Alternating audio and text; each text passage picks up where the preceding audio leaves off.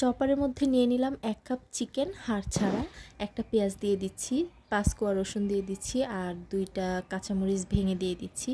পরিমাণ মতো লবণ, হাফ চা চামচ মরিচের গুঁড়া, হাফ চা চামচ হলুদের গুঁড়া, হাফ চা চামচ জিরার গুঁড়া আর হাফ চা চামচ গরম মশলার গুঁড়া। 1 চামচের মতো দিয়ে দিচ্ছি লেবুর রস, 2টা পাউরুটি ছিঁড়ে তারপরে চপারের ভিতরে দিয়ে দিচ্ছি মাংসের সাথে।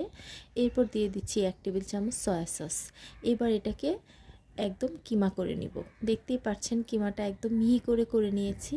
এবার এর মধ্যে আমি সামান্য চিলি ফ্লেক্স আর 2 চা চামচ টমেটো কুচি করে দিয়ে দিয়েছি। টমেটোর ভিতরে যে বিচিগুলো ছিল সেগুলো কিন্তু আমি ফেলে দিয়েছি।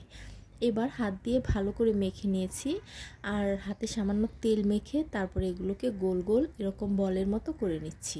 সবগুলো বল আমি তৈরি করে নিয়েছি আর এখানে আমার 1 কাপ চিকেনের মধ্যে 18টা চিকেন বল তৈরি হয়েছে। এবার আমি একটা ডিমের মধ্যে বলটাকে ডিপ করে তারপরে ব্রেড ক্রাম্ব দিয়ে কোট করে নিচ্ছি। চাইলে এ পর্যায়ে ফ্রোজেন করতে পারেন।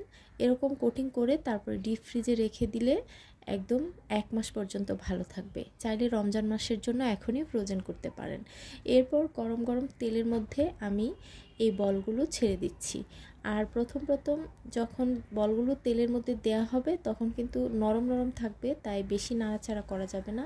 আস্তে আস্তে নেড়ে নেড়ে উল্টে দিতে হবে। আর আস্তে আস্তে দেখতে পারবেন এটা শক্ত শক্ত হয়ে গেছে, তখন উল্টে পাল্টে গোল্ডেন ব্রাউন করে এবং মচমচে করে ভেজে নিতে হবে। যখন এরকম মচমচে হয়ে যাবে তখন উঠিয়ে একটা টিস্যু পেপারের উপরে রেখে দিলে এক্সট্রা যে তেলটা সেটা টিস্যু পেপার টেনে নেবে। আর দেখতেই পাচ্ছেন কতটা মচমচে। চাইলে কিন্তু এভাবেও সার্ভ করতে পারবেন আর চাইলে কিন্তু এরকম টুথপিক দিয়ে ললিপপের মতো সার্ভ করতে পারেন। আর এই নাস্তাগুলো কিন্তু ভিতরটা একদম সফট এবং জুসি আর উপরটা একদমই মচমচে। আসছে রমজানে ট্রাই করতে পারেন, স্বাস্থ্যকর একটি নাস্তা, বাচ্চারাও পছন্দ করবে। বাচ্চারা এরকম ললিপপের মতো হাতে নিয়ে খেতে কিন্তু খুবই পছন্দ করবে। একটা কেটে দেখিয়ে দিচ্ছি, দেখতে পাচ্ছেন কতটা সফট এবং কতটা জুসি। আশা করছি আপনাদের ভালো লাগবে। ভালো লাগলে বাসায় অবশ্যই একবার ট্রাই করবেন।